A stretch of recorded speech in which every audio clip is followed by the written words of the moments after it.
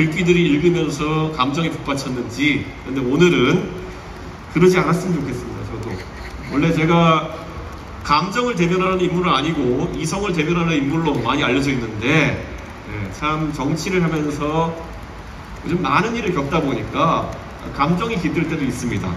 그런데 오늘은 최대한 그걸 억제하면서 기자회견문을 읽어나오고 싶습니다. 김광석 거리에 와서 여러분을 뵈니 정말 기분이 새롭습니다. 지금 이 거리 밖에 나가면 잔잔하게 틀어져 있는 그런 김광석 씨의 노래들은 세대를 관통해서 우리 마음속으로 울리고, 그리고 이 김광석 거리는 대구의 핫플레이스 중 하나가 되었습니다. 다시 한번 젊은 나이에 우리 곁을 떠나간 고 김광석 씨를 추모합니다. 그런데 혹시 아시는지 모르겠습니다. 김광석 씨의 리메이크 앨범이죠.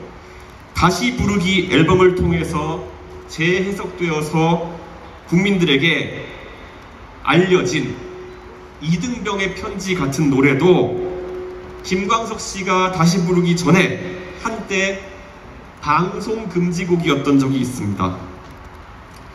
노래와 창법이 우울해서 군인들의 사기를 저하시킨다는 이유로 금지곡이 되었던 적이 있습니다. 지금의 젊은 세대가 들으면 실소를 금치 못할 금지곡의 시대가 있었습니다. 아침 이슬은 시대의 현실을 담았다는 이유로 권력자가 금지했습니다. 하지만 가장 심했을 때에는 창법 미숙이라는 잣대도 있었습니다. 이문세 씨의 노래는 창법이 산만하고 미숙하며, 전인권 씨의 노래는 창법이 수준 미달이고 가사 전달이 미숙하다고 그들의 예술이 부정받았던 적이 있습니다. 산울림의 노래는 심지어 창법 혐오라는 이유로 금지되었던 적이 있습니다. 제가 열거했던 이 가수들의 모든 노래가 과연 예술성이 부족했겠습니까? 아니면 사람들의 마음을 담아낼 가사가 부족했겠습니까? 이 노래들은 어둠의 시기를 거쳐 결국 노래방에서 누군가에 의해서 세대를 초월해서 불려지기 전까지 금지곡이었고, 뒤늦게라도 빛을 보게 됩니다. 그저 사회의 검열에 대한 과잉된 잣대와 누군가의 불편함 때문에 등장이 늦어졌을 뿐이지 그날은 꼭 옵니다. 그리고 그다지 오래 걸리지 않았습니다. 지금 와서 생각해보면 증세 없는 복지는 허구다 라는 이 이야기, 지금 와서는 모두에게 뼈저리게 와닿는 이야기입니다. 이대로 가면 10,000원을 벌면 3,000원가량을 세금으로 내야 된다는 것을 미리 알리고자 했던 대구 출신 한 정치인을 배신자의 간신으로 내몰았던 금광기에는 이성과 논리보다는 절대자에 대한 냉정만이 있었고, 집단이 잘 되어야 된다는 그런 전체주의적인 논리만 있었습니다. 또한 당시에 조응천 공직기관 비서관은 위기가 오고 있다는 것을 널리 알린 휘슬블로어였습니다. 진실을 일찍 알렸던 대구 출신의 조응천 비서관은 보수 진영에서 파문을 당했고, 민주당에서 본인이 꿈꾸지 않았을 그런 정치 행보를 시작해서 지금에 이르고 있습니다. 그 당시 그 휘슬블로어의 이야기를 들었었다면 보수 진영은 탄핵에 이르는 사태를 겪지 않았을 것이고, 절대자는 절대 불행해지지 않았을 것입니다. 지금의 국민의힘은 그 당시보다 더 위험합니다. 말을 막으려고 합니다. 양두구육이라는 사자성어 하나 참지 못해서 길길이 날뛰는 사람들은 공부할 만큼 했는데도 지성이 빈곤한 것이겠습니까? 아니면 각하가 방귀를 뀌는데 맞춰서 시원하겠다고 심기경소하겠다는 그런 사람들이겠습니까? 대법원에서도 양두구육은 문제없는 표현이라고 판결문에 적시한 마당에 이것을 문제 삼은 사람들은 지시를 받지 않았다면은 사리분별이 안 됐던 것이고, 지시도 없었는데 만약 호들갑 중인 것이라면은 영혼이 없습니다. 그렇기 때문에 이들은 정치할 자격이 없고 배지를 떼어야 됩니다.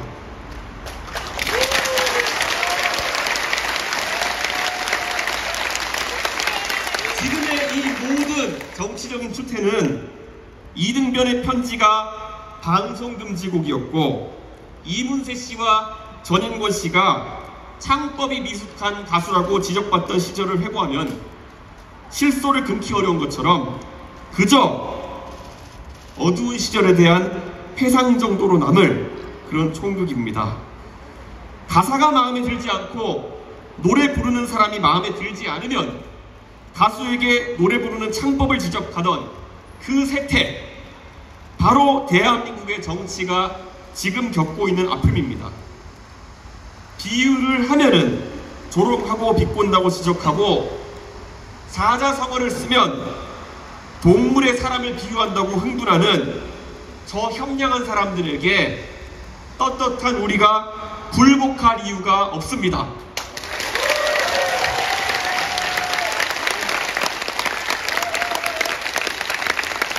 최근에 방탄소년단은 방송국에서 방송 금지 처분을 당했습니다. 방탄소년단은 가수이고 예술인입니다.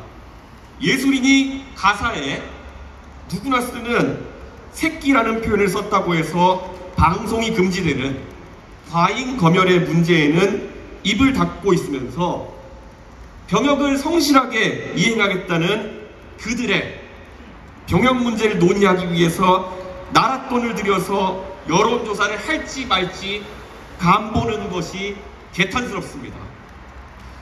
젊은 세대가 원하는 것은 자유입니다. 누군가를 비판할 자유, 내가 부르고 싶은 노래를 부르는 자유입니다.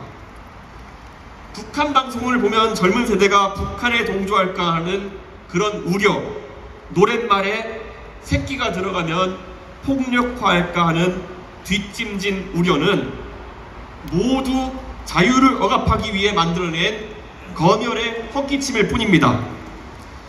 국민 모두, 특히 국민의힘의 모든 구성원에게는 문재인 정부의 잘못에 대해서 지적할, 그런 자유만큼의 윤석열 정부에 대해 지적할 자유가 있습니다.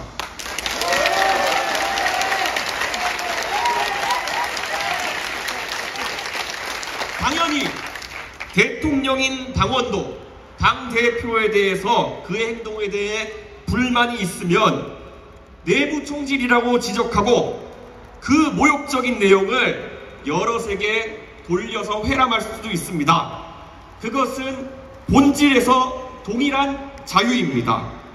그래서 저는 그 자유를 본질적으로 동일하게 향유하기 위해서 그들이 뭐라 하든지 금지곡을 계속 부르겠습니다.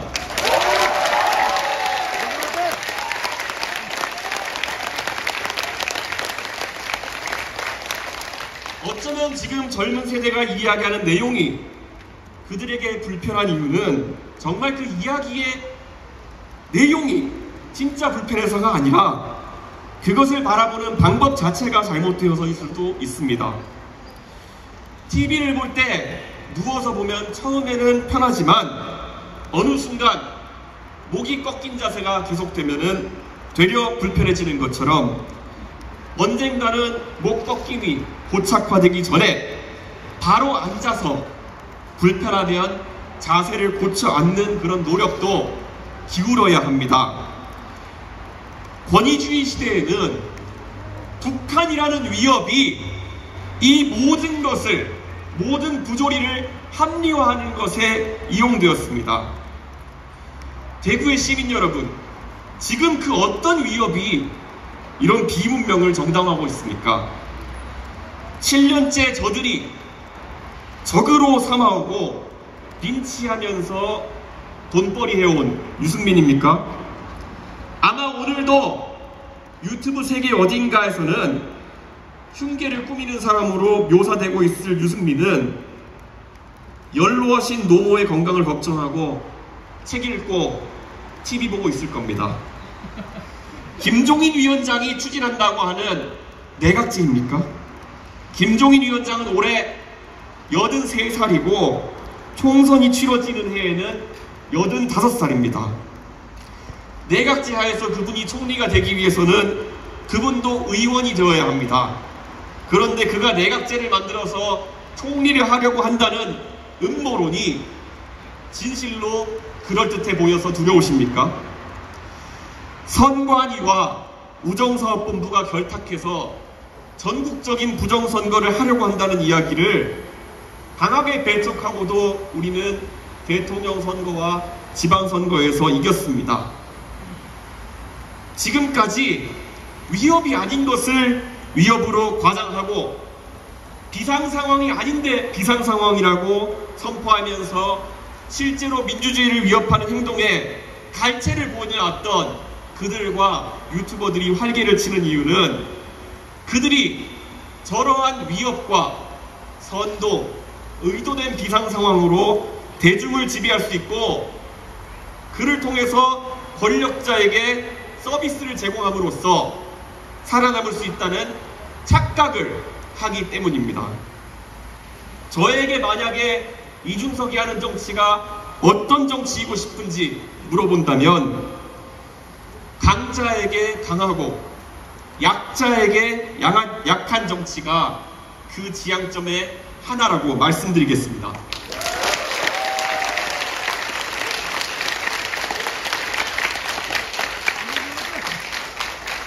대통령이나 유력 정치인에게는 굽힘이 없을 것을 다짐합니다. 하지만 젊고 유망한 신진 정치인에게는 자유를 보장해 줄 수 있는 그런 울타리가 되어주고 싶어 했습니다. 장애인의 이동권에 대한 외침에는 항상 누구보다 적극 나서서 그들의 이야기를 듣고 같이 해법을 고민했습니다. 하지만 그들이 타인의 출퇴근을 막아세우는 방식으로 그들의 뜻을 관철해서 그들보다 약해질 수 있는 어떤 시민의 권리를 박탈하고자 했다면 그 왜곡된 강한 힘에는 저항하고자 했습니다. 오늘 저는 대구의 정치 문화를 비판하고 변화와 각성을 요구하고자 이 자리에 섰습니다.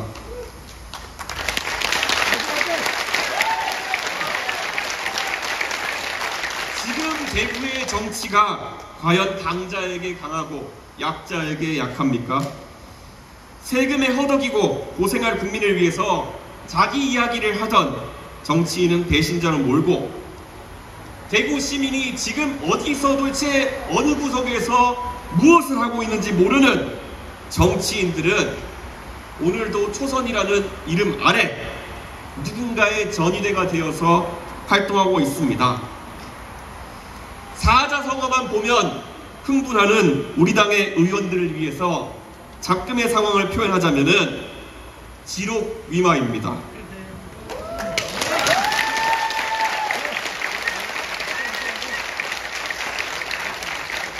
윤핵관들이 사슴을 가리켜서 말이라고 했을 때 왜 초선 의원들이 그것을 말이 맞다고 앞다퉈 추인하며 그것이 사슴이라고 바른 말을 하는 일부 양심 있는 사람들을 집단 린치합니까? 초선이라서 힘이 없어서 그렇다는 비겁한 변명을 대구에서는 앞으로 절대 받아주지 마십시오.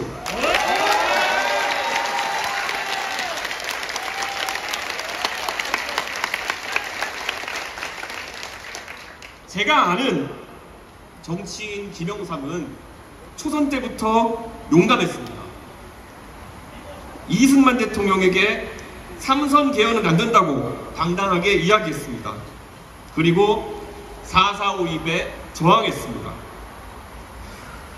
김대중은 의정사상 첫 필리버스터에서 대본도 없이 동료 의원의 구속에 대해서 저항했습니다. 제가 아는 초선 의원 노무현은 50 청문회에서 소리 높여 싸웠고 그 서슬퍼런 곳에서 명패를 집어던졌습니다. 대구의 의원들은 과연 누구를 위해 싸웠고 무엇을 위해 희생해왔으며 지금 어떤 탄압을 감내하고 있습니까?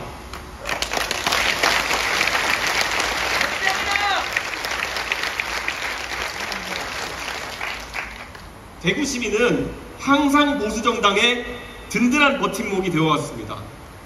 하지만 그것은 정당이 바르게 가고 있을 때 의지할 수 있는 버팀목이 되어야지 이 버팀목을 바탕으로 무리수를 두고 그것에 동조하고 호가호위하라는 이야기는 아니었을 것입니다.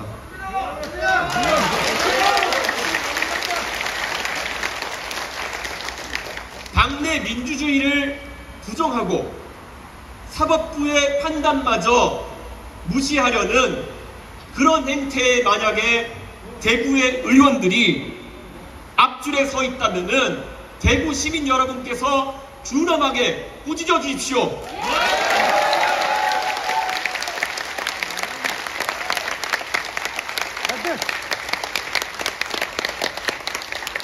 그리고 그들에게 어떤 꾸짖음을 주어도 그들이 고쳐지지 않을 것이라는 생각이 들고 그들을 더 이상 고쳤을 수 없다는 확신이 있으실 때는 그들을 바꿔 쓸 수 있다는 그런 위기감의 확신을 그들에게 심어주십시오.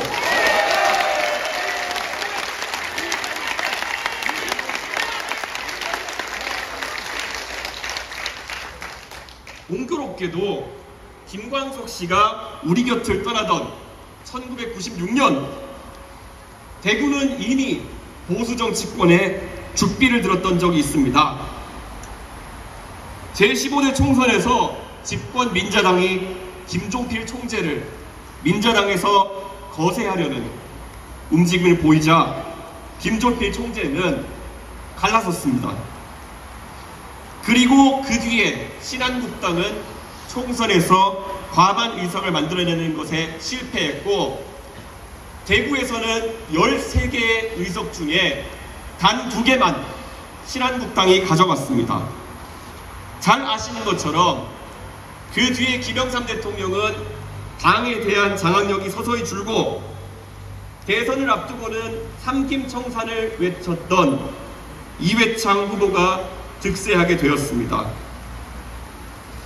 조갑재 기자가 2001년도에 증언한 것이 있습니다.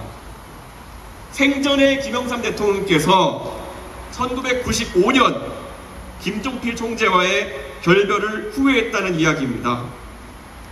조갑재 기자는 오기가 세고 자존심이 강한 김영삼 대통령이 그처럼 솔직하게 당신의 과오를 인정하는 것을 본 적이 없다고 했습니다. 정치에서는 타의 추종을 불허하는 승부사였던 김영삼 대통령이 털어놓는 그 후회는 진실한 후회였을 것입니다. 그 정치 파동의 끝에서 보수 진영은 그 뒤로 10년간 집권하지 못하며 좌충우돌했기 때문입니다. 2022년 지금 대구 시민들은 다시 한번 죽비를 들어야 합니다. 어렵게 되찾아온 정권, 그리고 처음으로 젊은 세대가 정치에 관심을 두고 적극 참여한 대선의 결과, 이것이 결코 무너지게 내버려둬서는 안 됩니다. 복지부동하는 대구의 정치인들에게 강자에게 강하고 약자에게 더 약하라는 명령을 내려주십시오.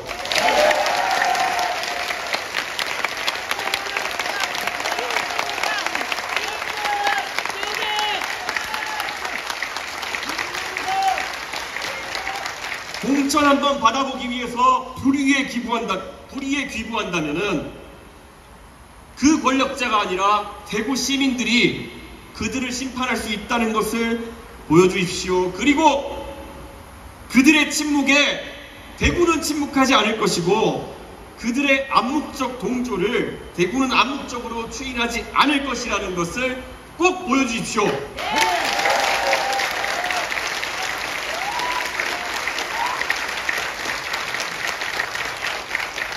이제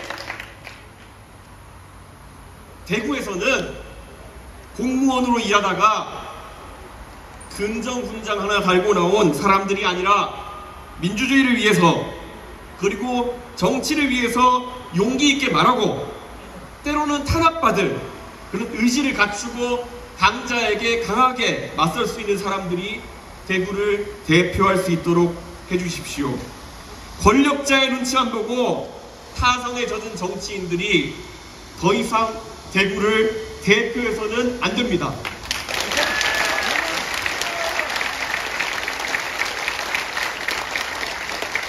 과거 김일동 의원의 아버지 되시는 김두한 의원은 본인의 표현에 따르면은 배움도 부족하고 또 해방 전후의 과정 속에서 잘못한 것도 많았지만 삼선 개헌에 맞서서 자당 내에서 투쟁하였고 나중에 국민의 공분을 사는 사카린 밀수 사건을 맞아서는 국회 회의장에서 인분을 투척하고 구속되어 옥고를 치렀습니다. 그리고 건강했던 그는 잦은 고문과 옥고를 치르고 유신헌법 국민투표를 통해 자유가 사라지던 날 55세로 일찍 사망했습니다.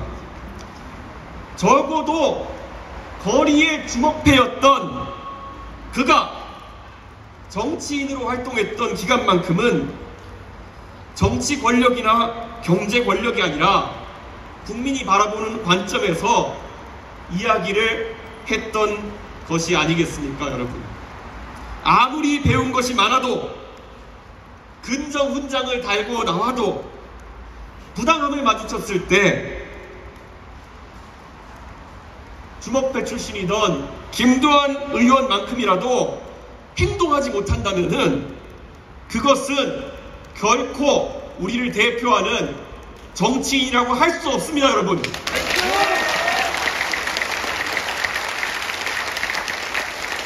야만의 습성은 강한 동물이 약한 동물의 목숨을 거두고 그 살점을 뜯어가는 생태입니다. 하지만 인간이 이룩한 문명이라고 하는 것은 무리지어서 서로 살면서 서로에 의지하고 그 야만을 억제하고 유전적으로 완력이 강한 사람이 아니라 투표로 선출된 권력이 사회 질서를 잡도록 하는 그런 것이 문명입니다. 그리고 문명의 완성은 그 투표로 선출된 권력마저도 과도하게 남용될 때 그것을 견제하고 억제하는 제도까지 가지고 있는 것이 바로 완성입니다. 당대표가 내부 총질한다며 마음에 들지 않아 하는 것도 당연히 그 자유의 범위에 들어갑니다. 글을 내친 뒤에 뒷담화하는 것도 당연히 자유의 범주에 들어갑니다. 하지만 그 자유의 범주를 넘어서 당한 당규를 마음대로 개정하고 당무를 뒤흔들어 놓는 것은 타인의 자유를 침해하는 월권입니다.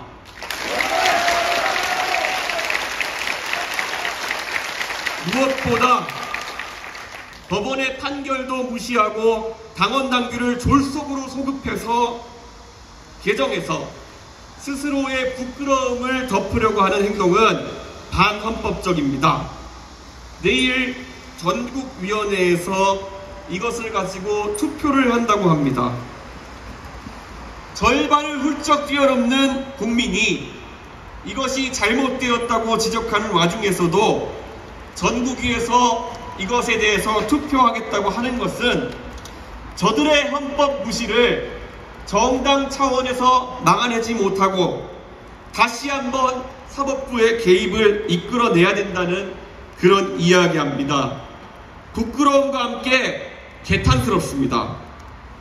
헌법과 당원 당규를 헌신짝처럼 여기는 집단이 앞으로 누구를 비판하면서 정당성을 가질 수 있겠습니까? 지금으로부터 458일 전입니다. 저는 전당대회를 앞두고 대구에서 연설했습니다. 대구가 탄핵의 강을 넘고 탄핵은 정당했다는 제 생각이 공존할 수 있도록 받아들여준다면 박근혜 대통령을 수사했으나 문재인 정부의 부패와 당당히 맞섰던 한 검사는 위축되지 않고 더 큰 덩어리에 합류하여 문재인 정부에 맞서는 것을 주저하지 않을 것이라고 외쳤습니다. 그리고 그를 통해서 저는 당대표가 되어서 대선 승리를 만들어내겠다고 약속했습니다. 박근혜 대통령을 수사했던 그 검사는 이제 대통령이 되었습니다. 대구 시민 여러분이 탄핵의 강을 넘고 대선에서 압도적인 투표로 그 약속을 실현시켜 주셨습니다. 다시 한번 감사합니다.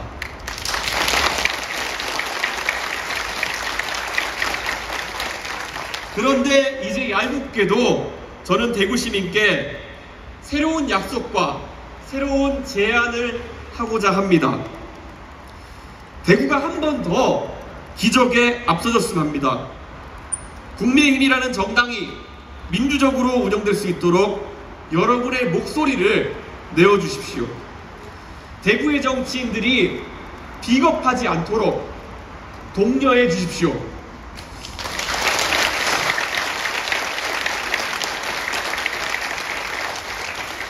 저는 어느 정치인보다도 대구의 여러 가지 현안들, 먹는 물 문제부터 공항 문제, 광역철도 문제까지 모두 알고 있습니다.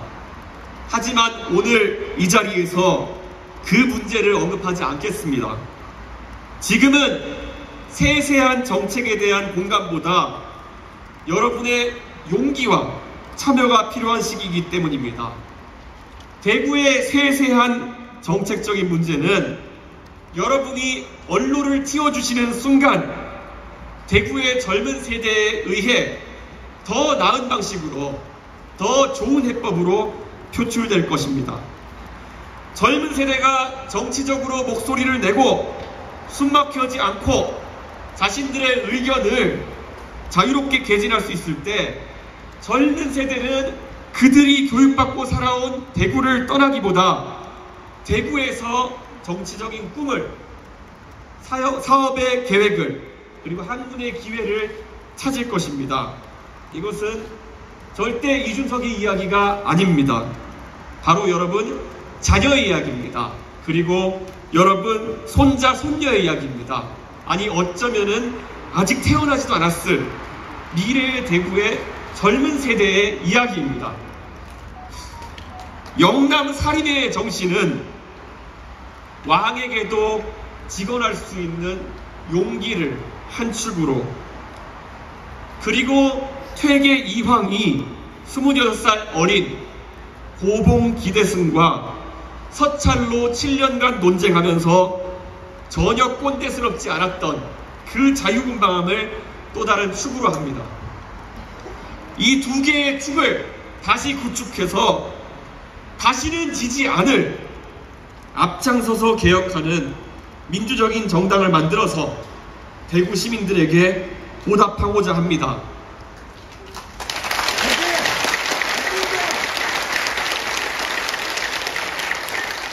더 많은 대구의 시민들이 당원으로 가입해서 책임당원이 되어주십시오. 그리고 대구의 젊은 세대들에게 더 많은 기회를 열어주십시오. 더 많은 자유를 주십시오. 곧 추석이 다가옵니다.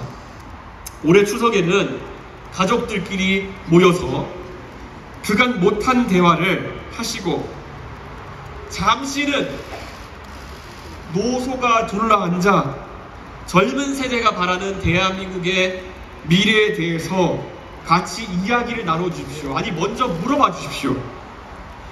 그들은 배울 만큼 배웠고 기성세대가 대한민국을 사랑하고 공동체를 사랑하는 만큼 공동체를 사랑합니다. 그들이 말할 공간을 열어줄 때 그들은 마음을 엽니다. 명절에 정치 이야기하면은 다툼이 일어난다는 이야기 들을 용기가 없어서 들을 준비가 안 돼 있어서 그럽니다. 자신의 말을 들어주고자 하는 사람에게 화를 내고 귀를 닫는 젊은 세대는 없습니다. 그들의 마음을 꼭 열어주시고 같이 소통해 주시고 다시 한번 여의도의 그들이 두려워할 수 있는 세대 포이론을 완성시켜 주십시오.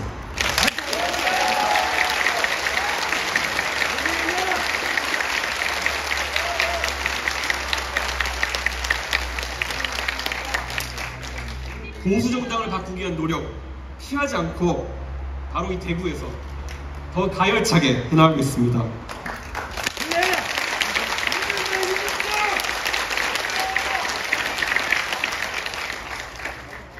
여러분이 도와주지 않으신다 하더라도 저는 이 길을 가겠습니다. 하지만 여러분이 도와주신다면 그날은 더 일찍 올 것이라고 확신합니다.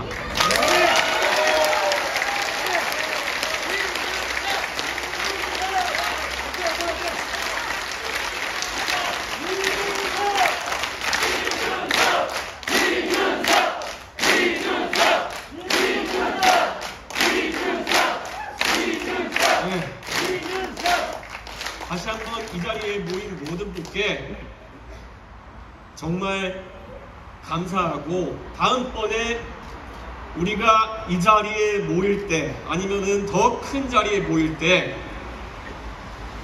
더 많은 환호를 받으면서 모일 수 있도록 여기 계신 분들에게 부탁드리고 싶은 것은 오늘 이 자리가 파하고 집에 돌아가시기 전에 이 김광석 거리에 있는 상점에서 차 한 잔 마시고 밥 한 끼 드시고 그렇게 헤어져 주셨으면 하는 그 바람입니다. 그리고 혹시나 이 자리에 함께 하지 못한 분이 있으신다 하더라도 영상으로 이것을 보고 계신 분이 있다면은 언젠가 대구에 방문하셨을 때 대구광역시 중구 대봉동에 김광석 거리에 방문해서 추억을 만드셨으면 하는 생각입니다. 모두 감사하고 사진 찍고 싶으신 분은 밖에서 기다리겠습니다. 감사합니다.